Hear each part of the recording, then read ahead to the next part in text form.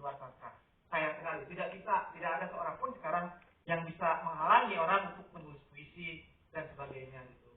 Dan bahwa kemudian mereka akan jadi dan tidak, nanti akan diuji oleh waktu, karena hanya itu memang yang bisa mengujinya gitu. Nah itu yang bisa saya sampaikan tentang keadaan seputar atmosfer dunia penulisan hari ini. Terima kasih. Oke, upload untuk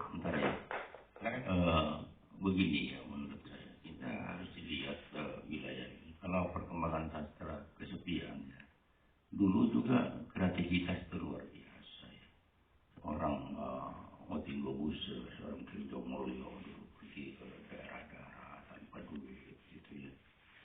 Itu udah biasa. Sanggar-sanggar juga banyak dulu tanpa duit, itu sanggar banyak. Cuma karena itulah perlunya bagi kita itu, kalau kita ingin bicara tentang sastra atau seni, kita perlu juga mempelajari sejarahnya, bagaimana tumbuh hubungan penerbit ya, hubungan penerbit, pendidikannya, kemudian media, dan yang terakhir itu adalah si pengarang itu sendiri kan. Itu kalau ide-ide aneh-aneh itu banyak sekali, itu hebat, itu nekat, sastrawan nekat itu banyak dulu gitu ya. Jadi jangan kita itu sampai gitu tuh mengatakan bahwa ini hebat, ternyata 50 tahun yang lalu dikerjakan Pramudiana Tatur gitu. Jadi kita harus juga melihat sejarah gitu. Jadi membahas pencapaian estetik gitu. Nah, sebab seperti dikatakan oleh siapa namanya itu, siapa lupa namanya itu, bahwa sastra itu sebenarnya milik kolektif, milik kita bersama. Hanya ada sastra itu dalam sejarah. Kalau sastra tidak ada sejarah, maka sastra itu hilang. Gitu. Karena itu, siapa? Sastra Indonesia tidak akan dibicarakan di luar negeri. Kalau tidak melalui tonggak-tonggak, kalau tidak ada orang macam Khairil Anwar, Pramudiana, itu nggak mau orang dari luar negeri itu. Sastra Cina itu kan karena ada Lutuku, ada Lipo zaman lalu, sekarang ada ini Lim Yutang segala macam dan seterusnya. Sastra Jepang karena ada Lady Genji ya. Ini sampai pada pengarang-pengarang Yukio Mishima dan yang terakhir itu dibicarakan. Sastra Persia karena ada Hafiz ini maka menjadi kajian di Eropa. Kita ini larut dalam kekinian saja, padahal kekinian kita itu berpijak pada masa lalu. Dan malu melihat masa lalu, cemburu kepada masa lalu, nggak boleh dong begitu.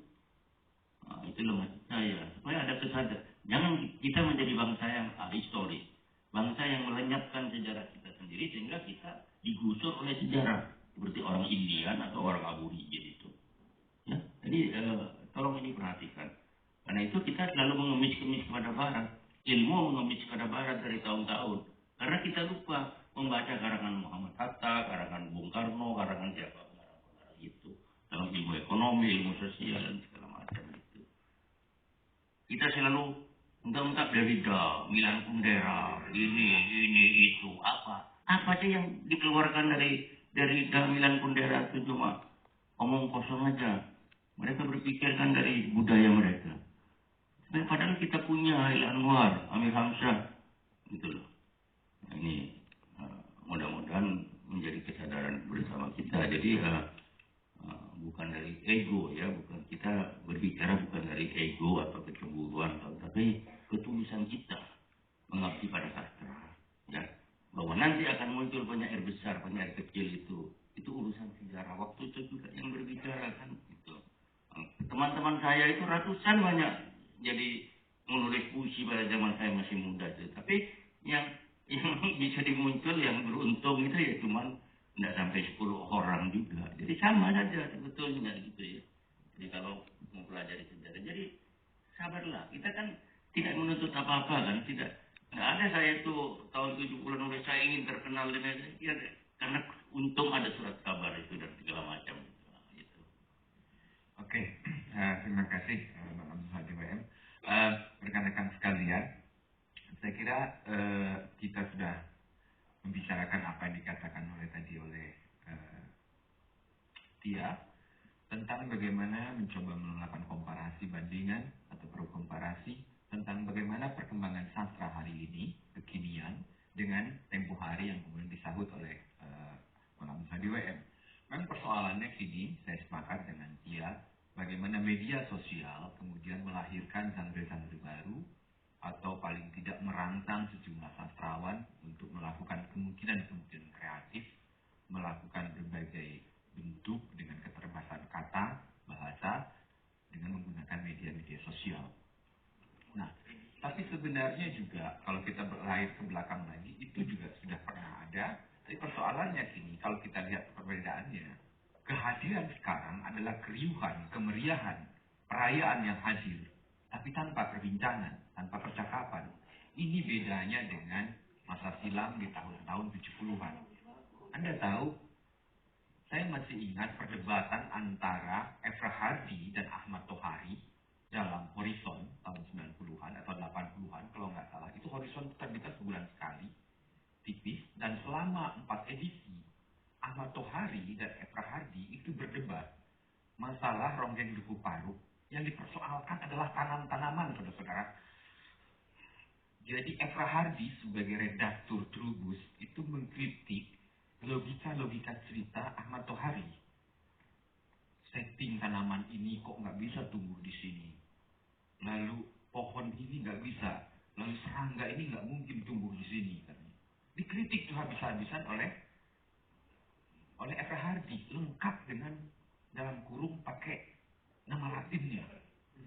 Nah, dibalas lagi oleh Ahmad Tohari. Rame itu 4 edisi mereka berdebat berdua tentang ilmu botani.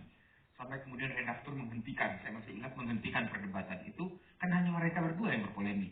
Bukan tentang sastra, tentang tanaman-tanaman. Tapi disitulah kritik serunya waktu itu. Well, sekarang kita melihat bagaimana perkembangan sastra yang berbagai isu sastra di media sosial. Tapi isu-isunya seringkali bukan lagi isu yang terjadi di luar teks. Isu hal-hal yang mungkin terjadi di luar teks. Tidak lagi mempersoalkan teks. Itu yang terjadi sekarang.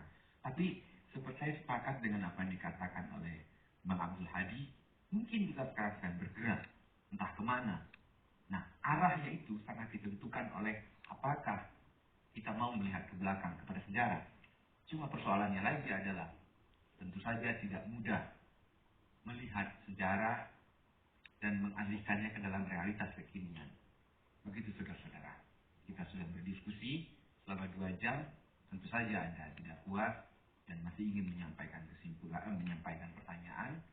Tapi saya akan meng-cut diskusi ini dan saya akan meninggalkan kita semua tanpa kesimpulan. Sebab sebuah diskusi setelah menemukan kesimpulan maka berhentilah kebudayaan. Demikian, aplaus untuk kita semua. Assalamualaikum warahmatullahi wabarakatuh.